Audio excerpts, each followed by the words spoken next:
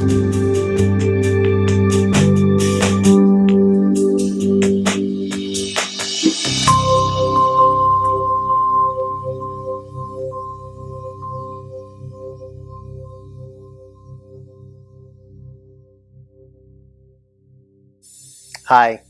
welcome to our story group. My name is Joe. And I'm Anita. And we'd like to give a special shout out to Pastor Scott and his wife Kim, also to New Story Church for allowing us to be part of the family and also allowing us to lead this story group. So each time we meet, we're going to have a topic of choice, which this time is the topic of fear. With everything that's going on in 2020, we've had COVID and the elections, we've had riots and protests, a lot of division within families and friends, a lot of uncertainties. It's important for us to understand fear and also understand what the Word of God tells us about fear.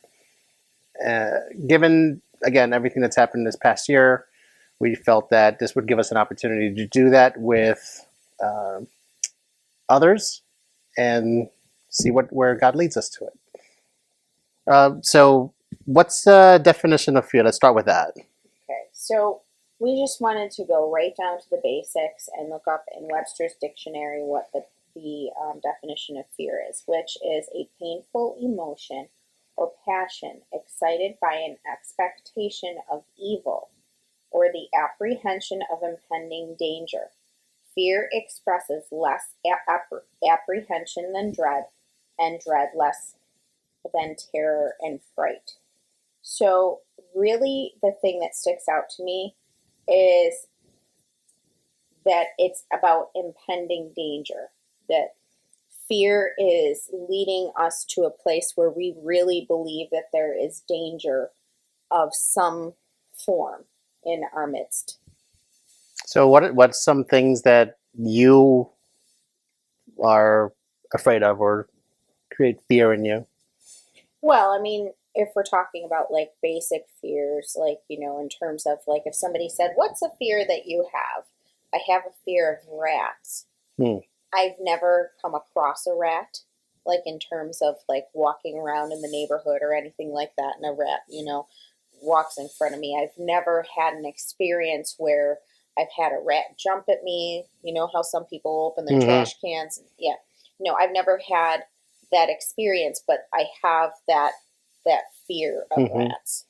Yeah, so you probably wouldn't do so well in New York with the rats in the train stations and the platforms, because you will see them with a piece of pizza or donut or bagel in their mouth, scurrying across your feet, and might even stop and say hello. So, well, just to give you some context and perspective, Joe grew up in Brooklyn and, used the train stations all the time when he was growing up. So that's where he's getting that from. What other things kind of put some fear into you?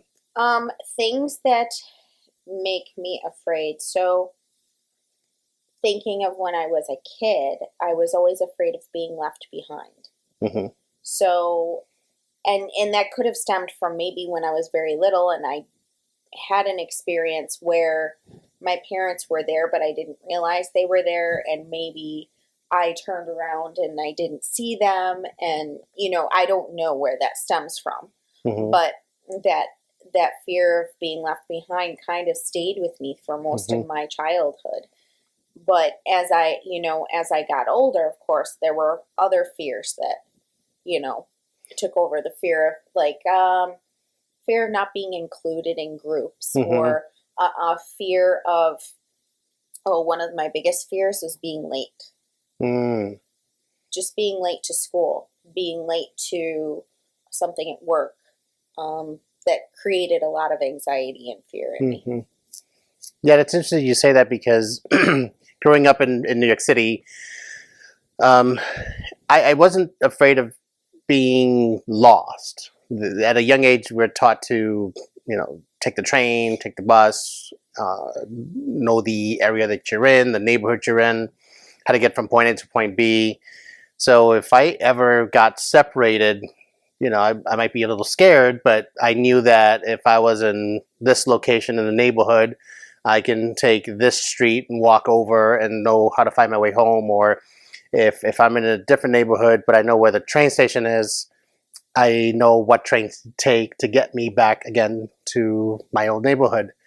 Um, but I know what really used to give me a lot of fear was talking in front of people. That used to scare me a lot. And I might seem like an extrovert today, but when I was younger, I was very introverted. I was not um, um, very outspoken. And when you put me in a situation when there were a lot of people, I got very, nervous and scared and That's a so on. pretty common fear, though. I Hmm. think I think if you ask most people if they would be okay with standing and talking in front of a large group, most Hmm. people would be like, "No, I'll take a pass on that." Yeah. Uh, I faced my fears, and what I did was kind of put myself in situations where I had to speak to other people in large groups. And kind of even with my work and things like that, I kind of try to do things that um, put me in a spot where I had to improve my skills of communication to be able to talk to others. I know that I have had, and I probably still have a fear of my mom being angry at me. My mom's 5'1", and she put the fear of God and a few other things in me. But I think that's a little bit different from what we're Well, talking I about. think so. I kind of see fear as like a couple different things. Hmm. Fear is like the things that you carry with you that for whatever reason you're not sure why you're Hmm. afraid of those things. Like I talked about, like the rats. Like I have no idea why I have a fear of rats, Hmm. and I'm no longer afraid of being left behind because I am much older now. I had that fear when I was younger.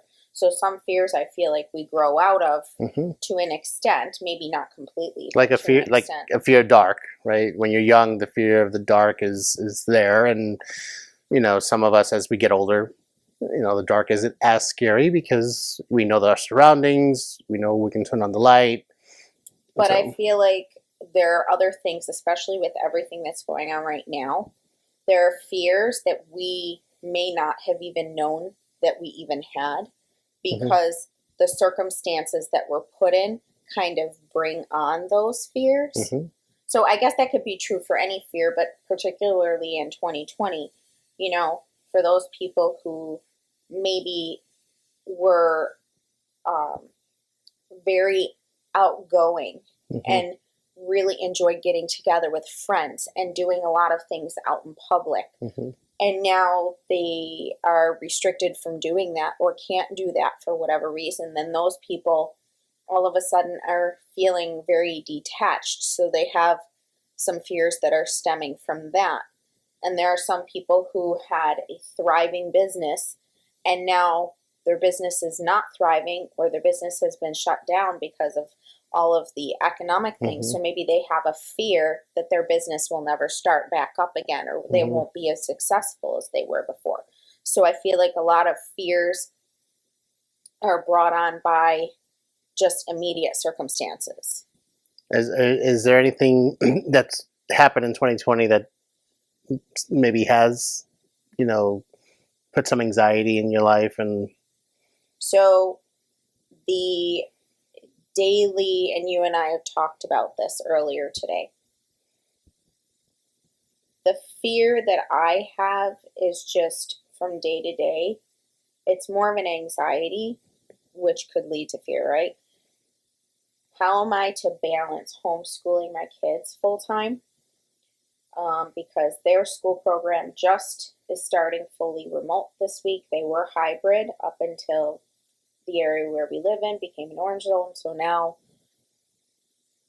I was already having that hard time balancing homeschooling, being a full time mom, full time um, teacher through my work, full time homeschooler, full time housekeeper, full time everything for everybody. And how do you balance? I don't know that there is a balance, but trying.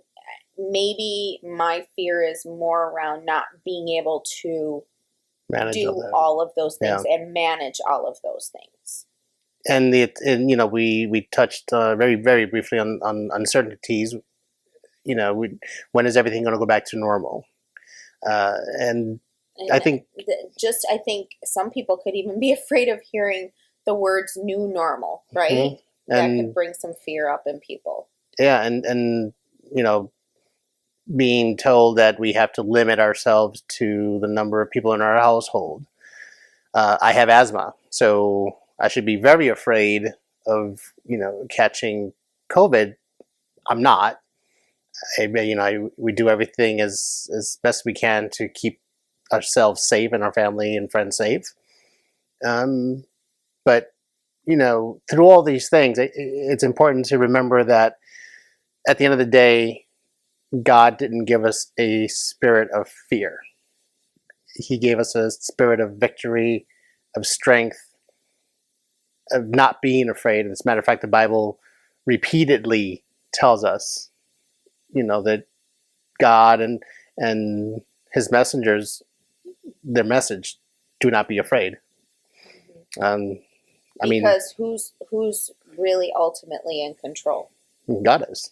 Right. Do you have some verses that you like that kind of talk about not being afraid? Well, I do. I mean, there's more of them than what I'm going to share here, but I'll share two of my favorites. So, the first one from Philippians chapter 4, verses 6 to 7. Do not be anxious about anything, but in every situation, by prayer and petition with thanksgiving, present your requests to God. And the peace of God, which transcends all understanding, will guard your hearts and your minds in Christ Jesus. So for me, that's like when I think about this particular verse in the Bible, it really, the fact that we can say to God, I really need help with this. Mm-hmm. But to also be thankful and grateful for what you have at the same time, because we don't want to always be going to God and saying, I need. Mm-hmm. We have to also reflect and be grateful for what we do have. Mm-hmm. But just do not be anxious about anything, but present your requests to God. And then the second one from Isaiah chapter 41, verse 10. So do not fear, for I am with you. Do not be dismayed, for I am your God. I will strengthen you and help you. I will uphold you with my righteous right hand. Something very simple. So maybe for somebody who is just starting out, mm-hmm. because I think it's important to recognize. So Joe grew up in a church where he was very versed in the Bible. I did not. I grew up in a church, but I was not very versed in the Bible. We were not taught a lot about the Bible. There were certain mm-hmm. verses that were read during a service, but it was just our upbringings in the church were very different. Mm-hmm. So I think it's important to recognize that sometimes people may need something that's a little more simple to get their feet wet and not feel so overwhelmed. Mm-hmm. So, anyway, there we go. From Psalms chapter 56, verse 3, and I think Psalms is always a great place to start anyways, but mm-hmm. when I am afraid, I put my trust in you. It's very, very simple. Mm-hmm. I think that's a great place to start for some people. Yeah, and as you can see in the verses, we have God that protects us, right? And I think in the Pastor Scott touched on it in the sermon on Sunday when he talked about Israel being chased by Pharaoh and his armies. And they were, before them, they had the Red Sea, and behind them, they had Pharaoh's army. And of course, they were afraid, right? Fear, I'd be afraid too if I'm being chased down by an army. and I have nowhere to go because in front of me is something that I can't pass. But God was there. God told Moses, raise your staff, and the seas parted, and they were able to walk on dry land. And behind them, God had put a blocker for Pharaoh, so Pharaoh couldn't pass through. And in there, you can see that even today, God looks out for us. He protects us. We shouldn't be afraid because He is greater than anything on this world. Anything that we can ever face in life, He is greater, and He has our backs. He gives us a way forward. And I think that's important to remember. And like Anita said, whether you're a new believer or someone who's been a believer for a long time, it's important to always, call out to the Lord for strength and for guidance.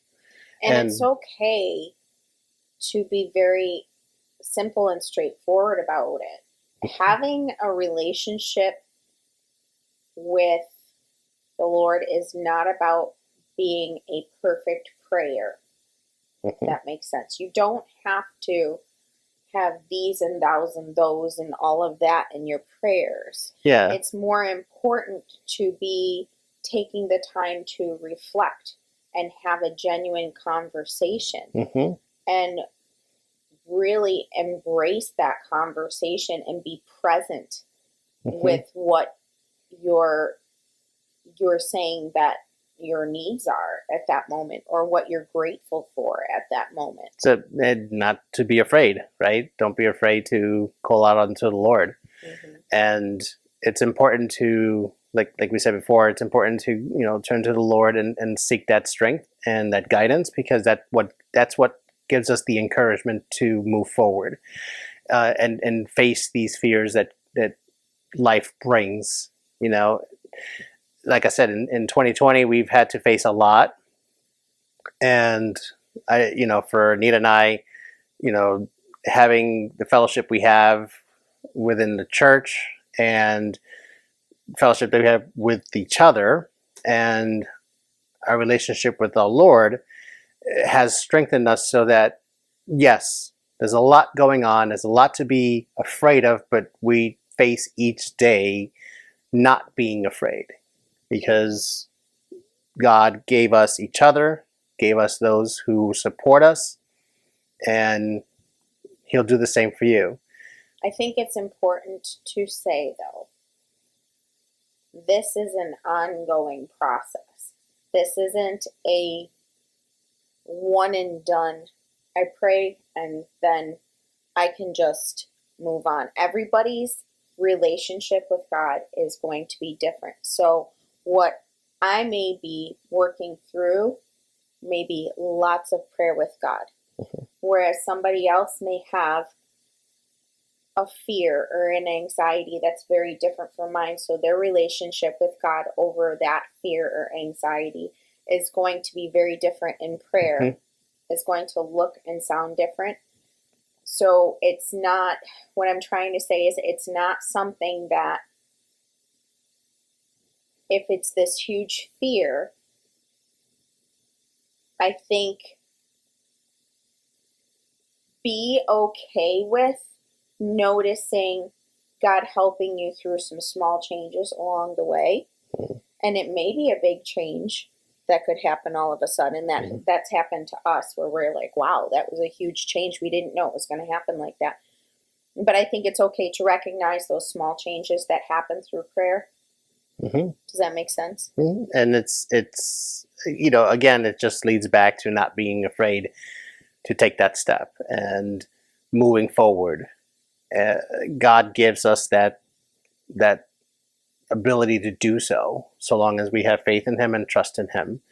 And again, there's so much that we could be afraid of. I'm still afraid of my mom, because she's mom, and if I step out of line, she's not afraid to put me back in there. But there's other fears that we go through as human beings. and our faith and strength comes from the Lord, and that's who we always will turn to. Now, I'd love to hear, some thoughts from everyone else. What are some things that you're afraid of? Some things that bring anxiety? Or if you have a favorite verse from the Bible around anxiety or around fear that has helped you, or that maybe you just started looking up Bible verses around fear and found one that you like, we'd love to hear that from you too. Yeah. And now our story group will meet every 3 weeks. Our first session was Tuesday, November 17th. Our next one is December 8th, which happens to be my birthday. So I hope to see you there on December 8th for our continuing discussion about fear and other topics that will evolve as we go forward. Always keep in mind that the Lord is there for you, as He has been there for us. And God bless you. Hope to see you soon. Thanks for joining us. Bye.